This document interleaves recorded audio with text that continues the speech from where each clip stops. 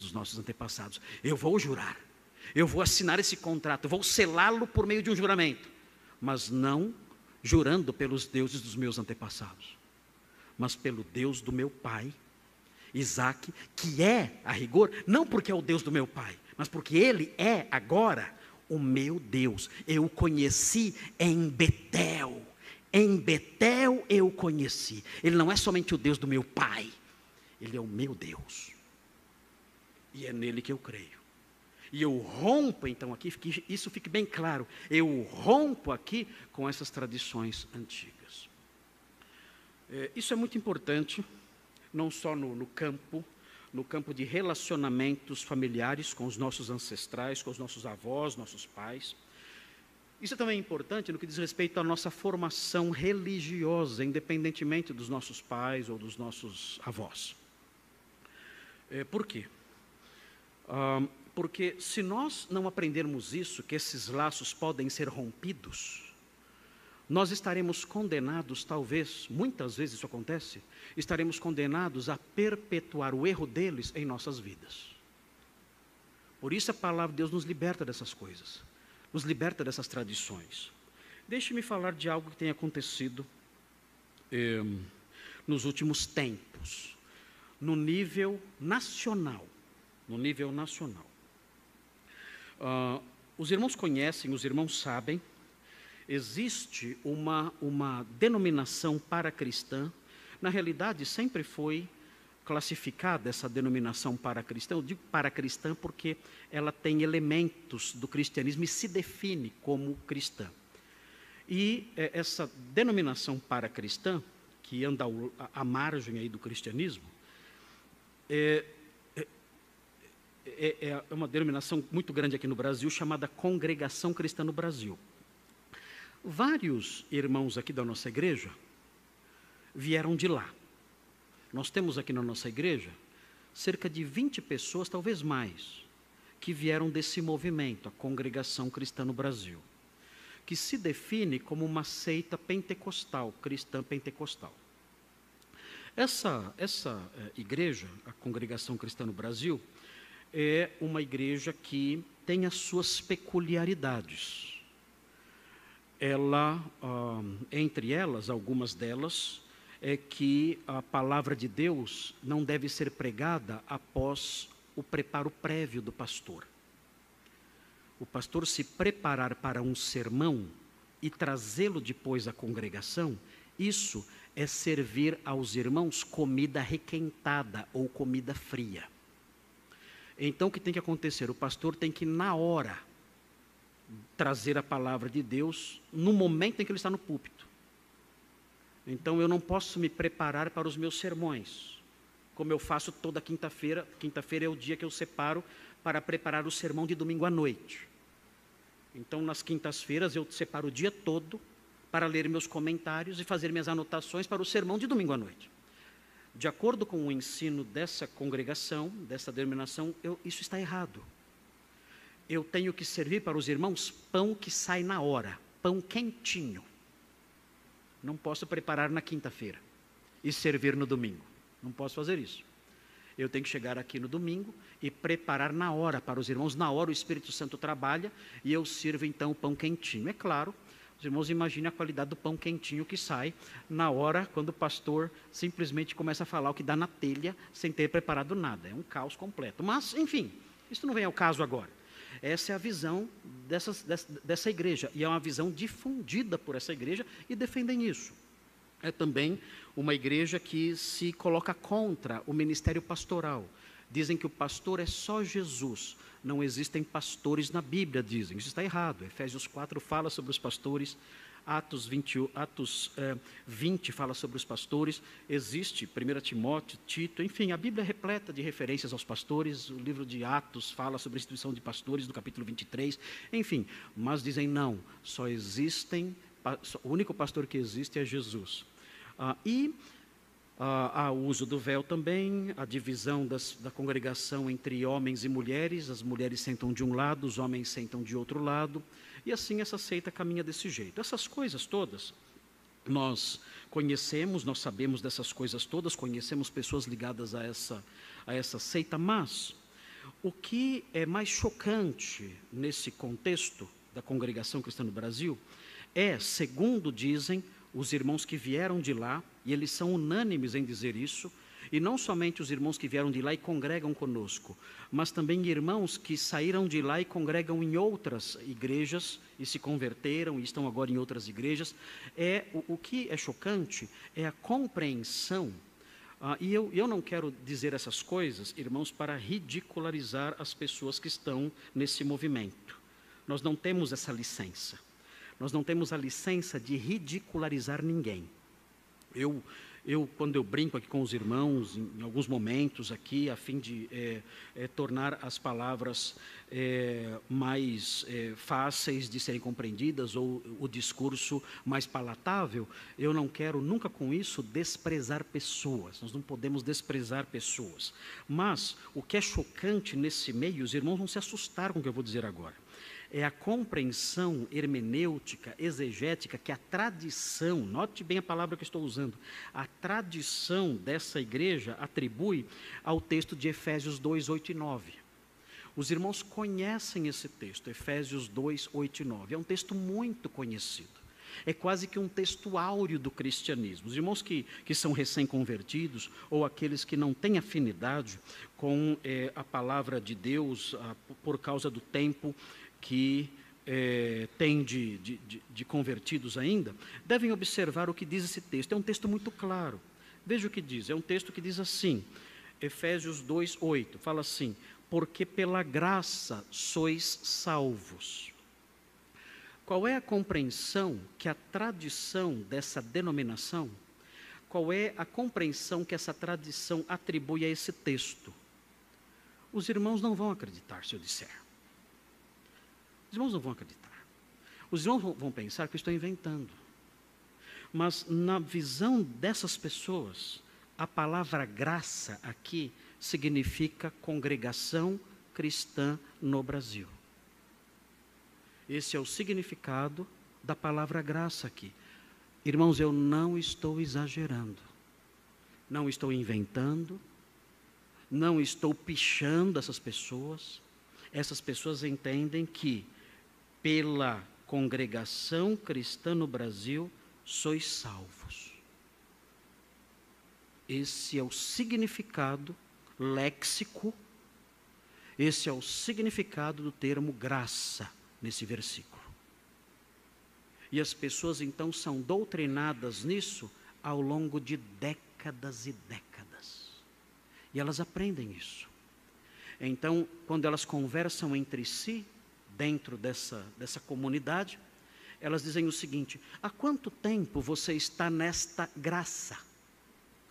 Ou seja, quanto tempo você está na congregação cristã no Brasil? Porque é pela congregação cristã no Brasil que sois salvos. É assim. Ou seja, é um outro evangelho. É um outro evangelho. Se você está ligado a este movimento, você é salvo. Se você não está ligado a esse movimento, você está perdido. Não há salvação fora desse movimento. É um outro evangelho. Então isso nos deixa chocados quando olhamos para isso. Meu Deus, como alguém pode entender assim esse texto? Somente se estiver aí acometido de uma terrível cegueira para entender as coisas desse jeito, porque esse texto não ensina isso. Muito bem, o que aconteceu? Segundo o testemunho dos irmãos, por aí afora, não só aqui da igreja, mas de outros lugares de São Paulo e do Brasil todo, isso aconteceu no nível nacional. No nível nacional isso aconteceu. O que houve? Com a pandemia, os membros desse movimento passaram a assistir cultos na internet. E quando começaram a assistir cultos na internet, se depararam com pregadores que eles nunca tinham ouvido na vida. E disseram: mas o que é isso? Que mensagem é essa que nunca ouvimos? Que mensagem é essa que nós nunca escutamos em lugar nenhum, estando 20, 30, 40 anos nesta graça. O que aconteceu? Por que nunca ouvimos isso? E começaram a ouvir esses pastores, esses pregadores. E então, ouvindo esses pastores, esses pregadores, começaram a ficar curiosos e a estudar com mais profundidade esses versículos. Um deles veio aqui nos visitar certa vez, e ele pegou o dicionário bíblico, e ele foi estudar o que significa a palavra graça. Ele veio nos visitar já umas 2 vezes, irmão, de Minas Gerais. Ele veio aqui. Ele pegou um dicionário bíblico. Ele procurou a palavra graça. E qual foi sua surpresa quando descobriu que graça não é congregação cristã no Brasil? Quando lendo o dicionário bíblico, ele descobriu que graça é o favor imerecido de Deus. Ele então, perplexo, surpreso e ao mesmo tempo faceiro, alegre, feliz, correu para os seus líderes dizendo: vejam que descoberta maravilhosa. Eu descobri que nós somos salvos pelo favor imerecido de Deus. E quando ele disse isso, meus irmãos, a liderança começou a persegui-lo. Ele teve que romper com essa denominação, com esse movimento. Outras pessoas que tiveram contato com o texto bíblico e com o evangelho também se converteram e romperam com esse movimento. E houve um grande êxodo. E tem havido um grande êxodo. Essas pessoas têm saído do movimento Congregação Cristã no Brasil e têm procurado igrejas bíblicas. E isso tem deixado a liderança desse movimento bastante preocupada, com razão. Eu não os culpo por isso, porque essa redução muito grande tem impactos em todas as áreas. Eu soube recentemente que eles proibiam o uso de bermudas. Os homens não podiam usar bermudas. Recentemente liberaram o uso das bermudas para ver se as pessoas ficam na igreja. Se não ficam pelo evangelho, pelo menos pela bermuda talvez fique, não sei. Mas liberaram recentemente o uso de bermudas para ver se o êxodo se torna menos acentuado. E notem, tudo isso tem acontecido, isso é notável. Eu soube de igrejas no Nordeste que receberam cerca de 100 pessoas vindas desse movimento, que tiveram contato com o evangelho na época da pandemia. A impressão que nós temos é que a pandemia aconteceu por causa da congregação cristã no Brasil. Para acordar essas pessoas, para elas terem contato com o evangelho verdadeiro e despertarem. Porque é impressionante, teve uma igreja em Salvador que terminou suas reformas. E assim que terminou suas reformas, chegaram cerca de 100 pessoas ali. E eles não têm mais o que fazer, onde colocar as pessoas. Estão tendo que reformar a igreja de novo e ampliar a igreja, porque não cabe mais. A igreja dobrou de tamanho. E líderes, anciãos, jovens, casais, todos rompendo com esse movimento e seguindo no rumo de igrejas bíblicas, porque descobriram o verdadeiro evangelho. Mas por que estou dizendo tudo isso? Estou dizendo tudo isso porque esses irmãos que têm contato com o verdadeiro evangelho e se tornam irmãos em Cristo, na realidade, vários deles se converteram depois da pandemia. Mesmo estando há muito tempo nessa denominação, por crerem que a salvação era pela denominação, não eram crentes. Então, quando ouviram o evangelho verdadeiro de Efésios 2:8, então se converteram de fato, são recém-convertidos, mas não são novos evangélicos, são evangélicos antigos, mas crentes novos. Essas pessoas, quando se converteram, trouxeram o seu testemunho pessoal, é impressionante, são coisas que nós ouvimos que são impressionantes, testemunhos de conversão que são impressionantes. Recentemente eu conversei com um irmão que ele trabalha no campo de reformas de prédios e tudo mais, e ele disse para mim que ao longo de muitos anos, ele trabalhou reformando prédios da Congregação Cristã no Brasil. E esse é o trabalho, é o ganha-pão dele, mas ele reformava os prédios gratuitamente, trabalhando aos sábados, domingos e feriados. Para quê? Porque ele estava pagando pela salvação dele. Anos e anos. Havia até uma brincadeira: eu estou comprando um terreninho no céu à prestação. Então, cada vez que ele ia na igreja, se dedicava ali, realizando suas reformas, dia e noite, finais de semana inteiros, feriados ali, trabalhando gratuitamente para essa denominação, o tempo todo ele estava conquistando o céu pelo seu esforço pessoal. Então se deparou com esse texto: pela graça sois salvos, mediante a fé, isto não vem de vós, é dom de Deus, é um presente de Deus, não vem de obras. Não vem de obras, para que ninguém se glorie.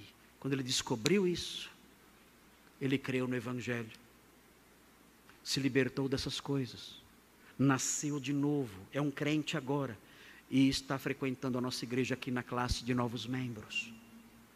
E estou dizendo essas coisas para os irmãos por quê? Porque esses irmãos alcançados pela verdadeira graça, esses irmãos, como todo convertido, são como pessoas que acharam um grande tesouro. Eles estão felizes, eles encontraram um grande tesouro. E as pessoas com quem eles conviveram por tantos anos, são pessoas que eles amam profundamente. Não são seus inimigos, são amigos, são parentes, são pessoas queridas com quem eles conviveram ao longo de muitas décadas, muitos anos. Conviveram com elas. Então o que eles fazem? O que eles fazem amando essas pessoas e tendo descoberto essas verdades? Eles se aproximam dessas pessoas e dizem: olha, vejam o Evangelho verdadeiro.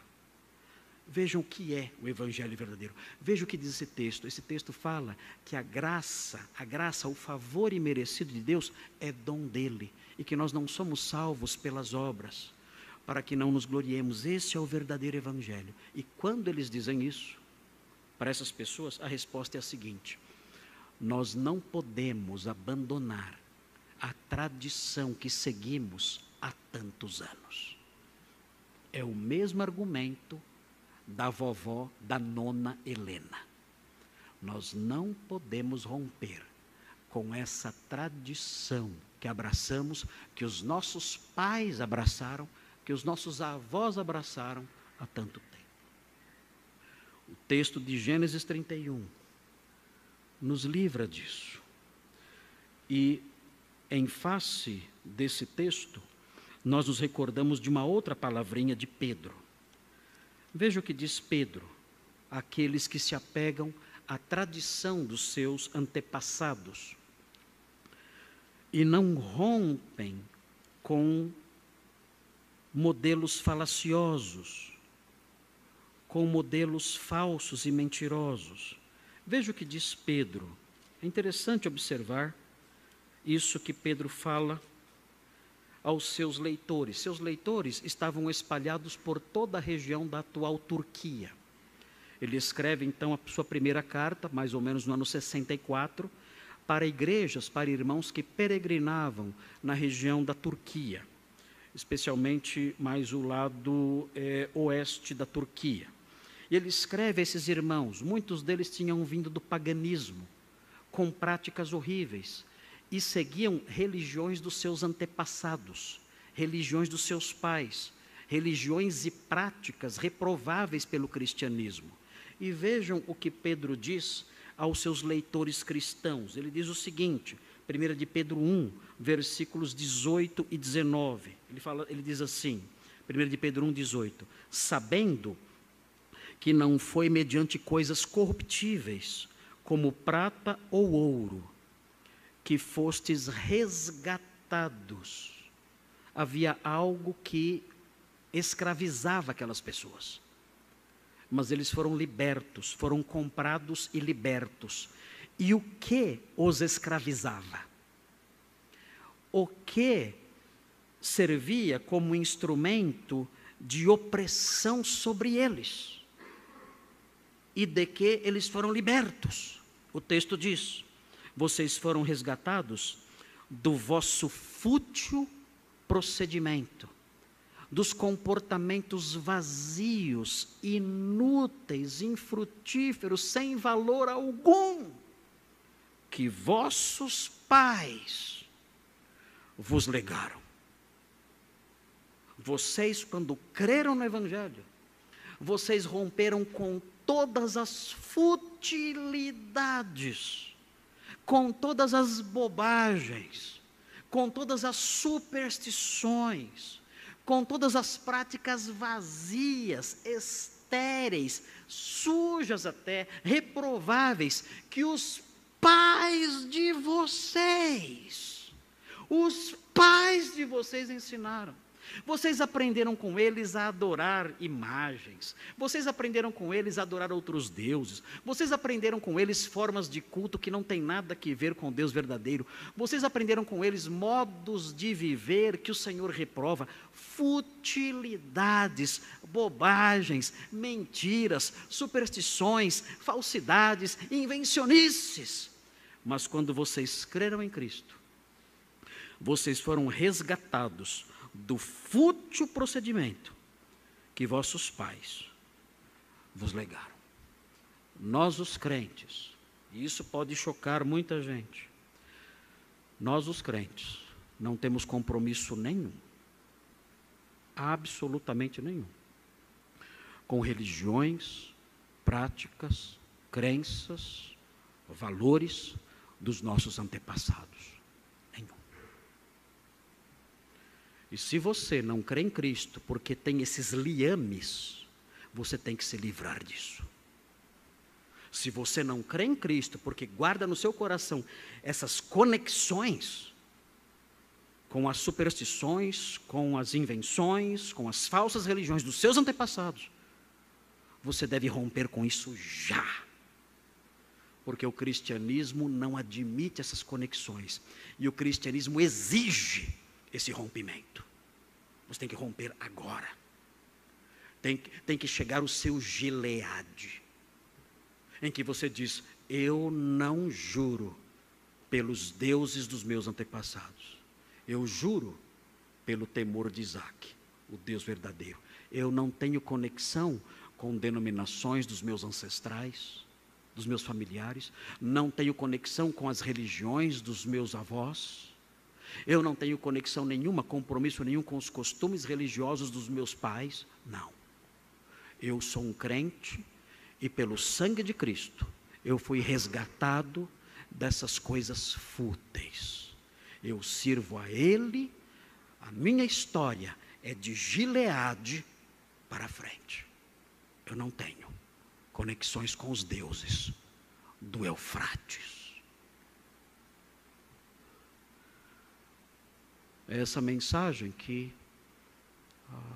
Jacó sutilmente proclama no versículo 53 de Gênesis 31.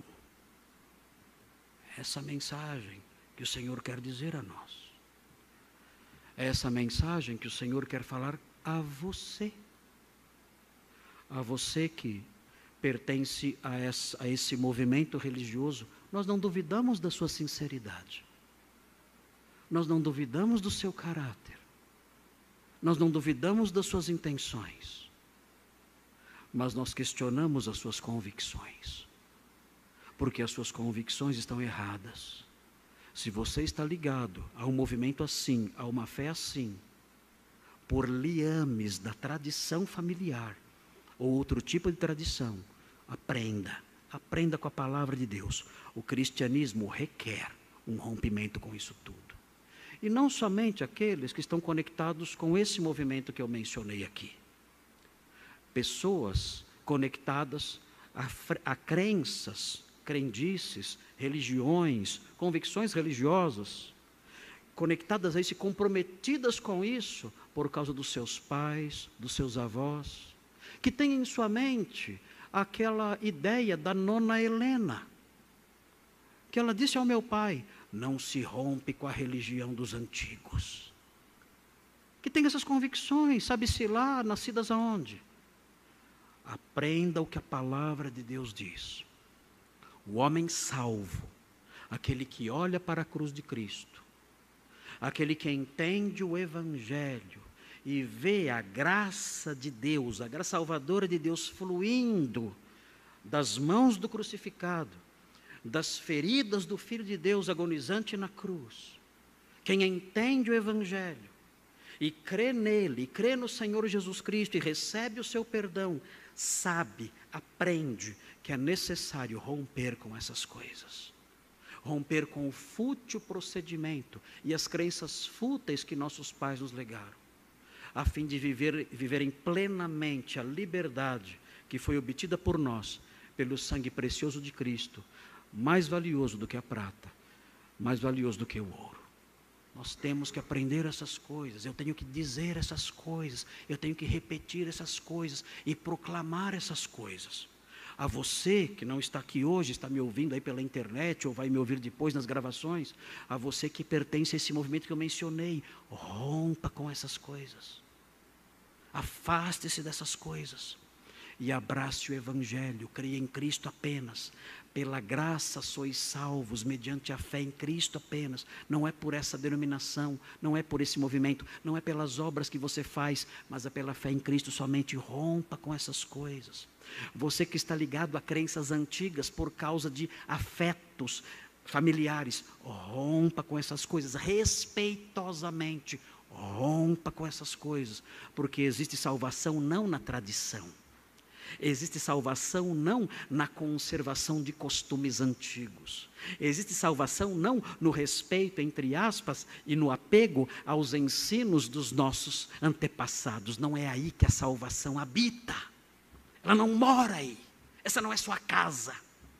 A salvação envolve um rompimento com essas coisas e um comprometimento exclusivo com o Senhor Jesus Cristo. É dizer, Senhor, daqui para frente, eu sou um outro homem. Daqui para frente, eu deixo para trás Padã Arã. Eu deixo para trás Labão e sua casa. Eu deixo para trás o Eufrates. Eu aqui, neste Gileade, nesta montanha, eu assumo um compromisso novo, eu sou um homem novo. E neste momento, neste Gileade, nesta montanha, diante deste altar eu digo, o Senhor Jesus Cristo apenas é o meu Salvador. E agora, a partir de agora, eu rompo totalmente com qualquer crença que seja contrária a isso. E eu quero seguir o meu rumo agora noutra direção. Eu quero seguir para Canaã celeste, sendo um novo homem, com novas crenças, servindo o Deus verdadeiro, o Cristo do Deus verdadeiro, o temor de Isaque e o seu filho encarnado, morto e ressurreto. É nele que eu creio. E a minha vida daqui para frente será de serviço a Ele, porque Ele me resgatou e Ele só. Isso deve acontecer com você que está me ouvindo. Agora. Hoje isso deve acontecer na sua vida. Vamos orar pedindo a Deus que essas lições que são sugeridas no capítulo 31 de Gênesis fiquem gravadas em nosso coração. E vamos nos despedir hoje do capítulo 31. Vou sentir saudades do capítulo 31. Vamos nos despedir, mas grandes aventuras nos aguardam no capítulo 32. E vamos iniciar essa jornada na próxima oportunidade, conhecendo o desenrolar dessa história maravilhosa da nossa salvação. Oremos. Santo Deus e Pai bondoso, obrigado, porque aprendemos essas lições que o autor bíblico espalhou pelo texto. São lições espalhadas, esparsas, difundidas aqui e acolá, nessa estrada sagrada, que é o capítulo 31 de Gênesis. Obrigado porque tivemos o privilégio riquíssimo de trilhar essa estrada.